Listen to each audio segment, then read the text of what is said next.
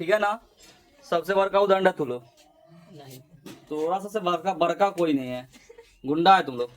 चलो देखो, बहुपद चैप्टर का ये सेकंड लास्ट क्वेश्चन है, ठीक है ना। एक्सरसाइज 3.2 का सेकंड लास्ट क्वेश्चन है।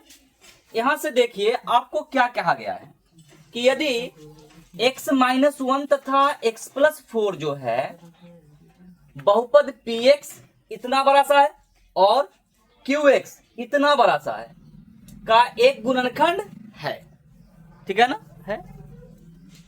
तो a तथा b का मान ज्ञात क्या है। हम इसका मान ना दो तरीका से ज्ञात कर सकते हैं, तीन तरीका से कर सकते हैं, चार तरीका से कर सकते हैं। अब ये बात है कि आपको कौन सा तरीका सीखना है, ठीक है ना। पहला बात तो ये है कि ऐसा करते हैं ना कि हम ना इस दोनों को गुना कर लेते हैं और फिर इसमें भाग दे देते हैं दोनों में, तो भी बात बनेगा। या फिर अलग अलग भी करेंगे तो भी बात बन जाएगा, क्योंकि अगर इसका भी एक गुणनखंड है तो ये कटेगा, ठीक है ना।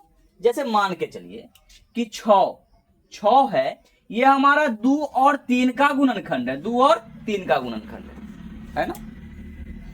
तो बताना कि 2 गुना के 3 से भी तो ये कटेगा ना, 6 से कटेगा ना। यही बात कहना चाह रहे थे, बाकी कुछ नहीं है।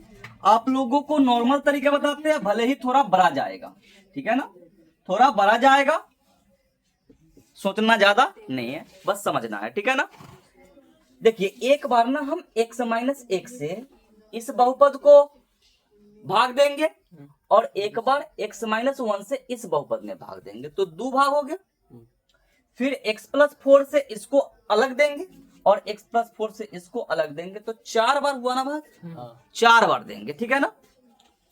चलिए, लेकिन भाग नहीं देंगे, क्या कर रहे हैं, रिमाइंडर थ्योरम से ही आएंगे, शेषफल प्रमेय से आएंगे, हल्का बनेगा, ठीक है ना।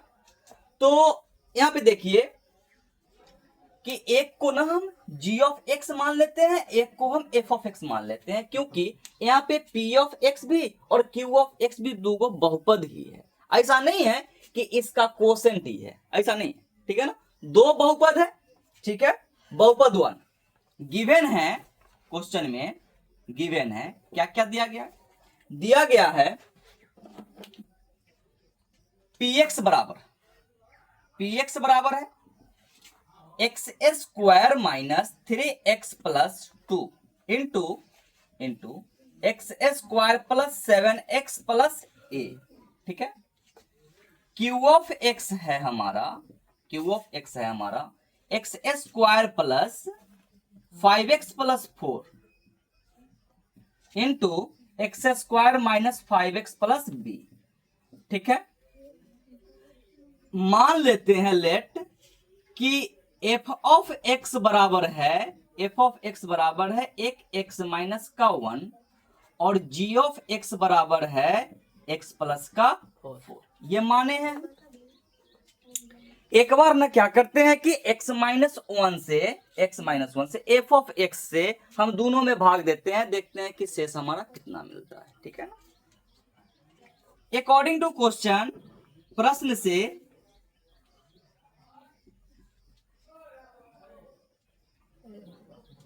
ठीक है ना, प्रश्न कह रहा है कि f तथा g f तथा g px एवं qx का गुणनखंड है। क्या है, गुणनखंड है। तो हम क्या समझेंगे, अतः f तथा g से px तथा qx में भाग देने पर शेष क्या मिलने वाला है, शेष 0 मिलने वाला है, ठीक ना। बस सारा कुछ यहीं पे टिका हुआ है, हमको क्या करना है, शेष 0 करना है, ठीक है। एक कंडीशन तो हम इधर कर लेते हैं, जितना जगह है उसका उपयोग कर लेते हैं, ठीक है। उसके बाद मिटा करके आगे देखते हैं, ठीक है ना। शेषफल प्रमेय से चलेंगे हम लोग। कहां से चलेंगे? शेषफल प्रमेय से, शेषफल प्रमेय से, ठीक है। एफ ऑफ एक्स से पी ऑफ एक्स तथा क्यू ऑफ एक्स में भाग देने पर, ठीक है। एफ ऑफ एक्स बराबर पहले करेंगे क्या? 0। एफ ऑफ एक्स हमारा क्या है? एक्स माइनस का 1, एक्स माइनस 1 बराबर 0। अतः एक्स का मान कितना आ जाएगा? 1। अब एक्स का मान 1 पर हम दोनों समीकरण में मान रखेंगे। हम क्या निकालने वाले हैं? P1 का वैल्यू, P1। हम Px पहले ही 2-4 बार लिख चुके हैं, तो Px यहाँ पे नहीं लिख रहे हैं, डायरेक्ट हम यहाँ पे मान रख रहे हैं, ठीक है ना। 1 का स्क्वायर माइनस 3 गुना के 1, 3 गुना 1 कितना? 3 है, और प्लस में कितना? 2 इंटू 1 का स्क्वायर प्लस 7x है ना, 7 गुना के 1 प्लस में कितना? a, ठीक है ना। प्लस में कितना? a, ब्रैकेट बंद। ये कितना के बराबर होना है? हमको 0 के बराबर होना, ठीक है। तो यहां से आ रहा है 1 माइनस 3, ये हो जाएगा 1 माइनस 3 प्लस 2 इंटू 1 प्लस कितना? 7 प्लस a बराबर क्या? 0। तो यहां से आ रहा है हमारा 0 गुना 9 8 17 बराबर 0। तो ये तो कहानी ही समाप्त है। 0 प्लस 0 बराबर 0, 0 बराबर 0।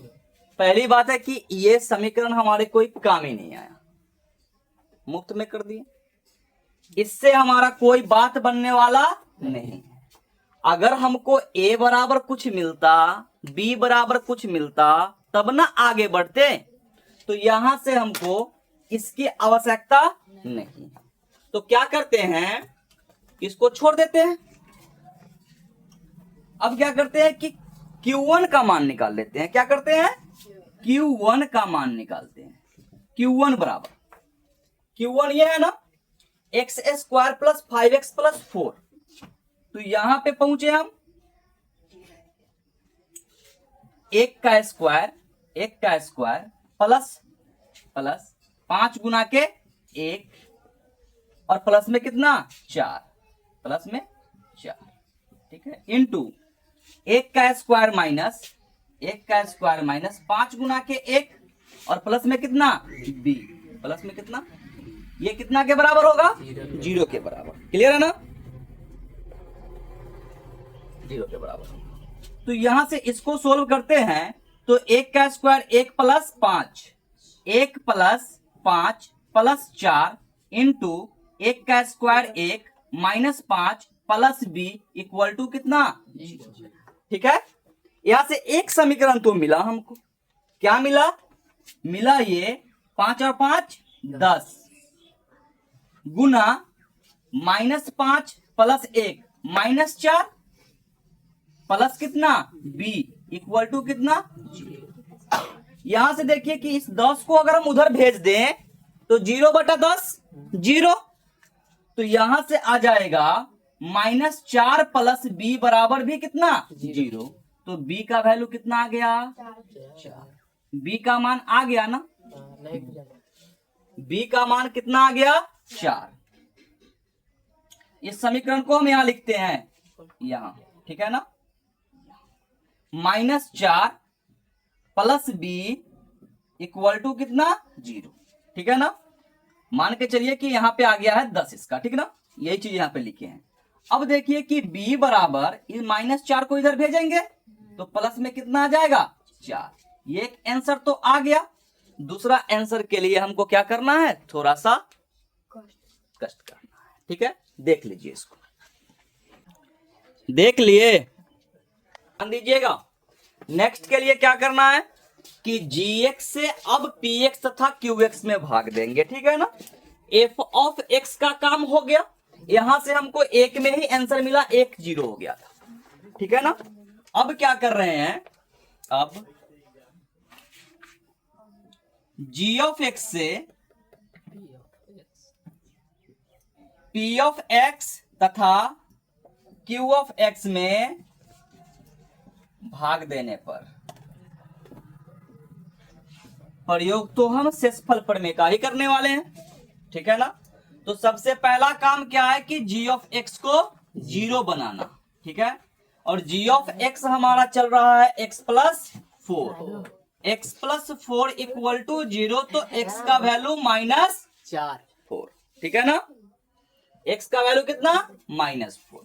अब इस x के वैल्यू -4 से हम काम करेंगे इधर, क्या पहले तो p ऑफ x में रखेंगे मान, अगर मिल जाएगा आंसर तो q ऑफ x में रखने का जरूरत ही नहीं है, ठीक है ना। तो p ऑफ x में रखते हैं मान पहले। p ऑफ x बराबर है क्या, ये वाला ऊपर वाला, x square minus 3x plus 2 into x square plus 7x plus a, ठीक है ना। और क्यू ऑफ एक्स में रखने की आवश्यकता हमको है भी नहीं, क्यों, क्योंकि इसमें तो b है ना, और b का मान हमने निकाल रखा है, क्लियर ना। b का मान निकल गया ना, तो हमको अब a का मान चाहिए। तो a के लिए तो फंक्शन यही है ना, बहुपद तो यही है इसका, जिसमें कि a है, यहाँ पे b है, इसी में आंसर आ जाएगा, ठीक है ना। अब देखिए कि p ऑफ -4 इक्वल टू कितना, 0 होना चाहिए, निकाल लेते हैं। p -4 बराबर, p -4 के लिए क्या आ जाएगा, -4 का स्क्वायर बड़ी ब्रैकेट -3 गुना के -4 प्लस कितना 2, ठीक है, इंटू -4 का स्क्वायर प्लस 7 गुना के -4 और प्लस में कितना a, प्लस में कितना a, ठीक है। अब इसका सॉल्यूशन कर लीजिए।